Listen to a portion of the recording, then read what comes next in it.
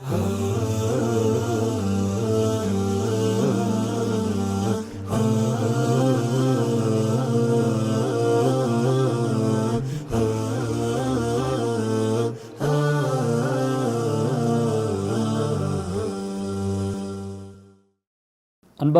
சகோதரர்களே, நாங்கள் கதா கதிரை ஈமான் கொள்கின்றோம்.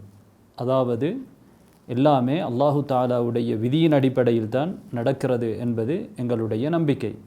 கதா கதிரை நாங்கள் ஈமான் கொள்கிற பொழுது 4 விடயங்களை நாங்கள் கட்டாயமாக நம்பிக்கை கொள்ள வேண்டும். அதற்கு நாங்கள் அரபியிலே மராத்திபுல் கதர், அதாவது கதா கதிருடைய படித்தரங்கள் என்று சொல்வோம். அதிலே முதலாவது அல் இல்ம். அதாவது அல்லாஹு தாலா இந்த உலகத்திலே அனைவரையும் படைப்பதற்கு முன்னால், எல்லா படைப்புகளையும் படைப்பதற்கு முன்னால் அனைத்தையும் அவன் அறிந்து வைத்திருக்கின்றான். இரண்டாவது விடயம், அல்லாஹு தாலா உலகிலே நடக்கக்கூடிய அனைத்து விடயங்களையும் நடப்பதற்கு முன்னாலே ஒரு ஏட்டிலே எழுதி வைத்திருக்கின்றான். மூன்றாவது படித்தரம், எந்த ஒரு விடயம் இந்த உலகத்தில் நடந்தாலும் அல்லாஹு தாலாவுடைய நாட்டம் இல்லாமல் அது நடப்பதில்லை. அது நடப்பதற்கு அவன்தான் நாடுகிறான். நான்காவது விடயம், அல்லாஹு தாலா தான் இந்த உலகத்திலே நடக்கக்கூடிய அனைத்தையும் படைக்கின்றான். எல்லாமே அவனுடைய படைப்பு தான். நாம் செய்யக்கூடிய செயல்களையும் கூட படைக்கக்கூடியவன் அவனாகத்தான் இருக்கிறான். இதற்குரிய ஆதாரங்களை நாங்கள் குர்ஆனிலே இருந்து பார்க்கலாம். முதலாவது நாம் சொன்னோம், அல்லாஹு தாலா அனைத்தையும் அறிந்திருக்கிறான். அல் இல்ம் என்று நாங்கள் அரபியிலே சொல்வோம். குர்ஆனிலே அல்லாஹு தாலா சொல்கிறான், சூரத்துல் ஹஜ்ஜுடைய 70வது ஆயத்திலே, அலம் தஅலம் அன்னல்லாஹ யஅலமு மா ஃபிஸ் ஸமாவாதி வல் அர்த்.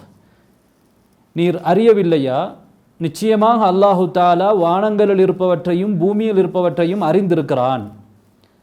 இந்த ஆயத்திலே அல்லாஹு தாலா எல்லாவற்றையும் அவன் அறிந்து வைத்திருக்கிறான் என்பதை சொல்கிறான். எனவே இந்த உலகத்தில் எது நடப்பதாக இருந்தாலும் நடப்பதற்கு முன்னாலே அதை அவன் அறிந்திருக்கிறான்.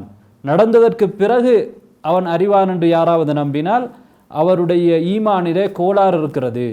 ஏனென்றால் அல்லாஹு தாலா அவன் தான் இறைவன்.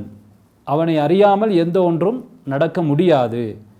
அவ்வாறு அவன் நடந்ததற்கு பிறகுதான் அவனுக்கு தெரியும் என்றால் அவன் இறைவனாக இருக்க முடியாது.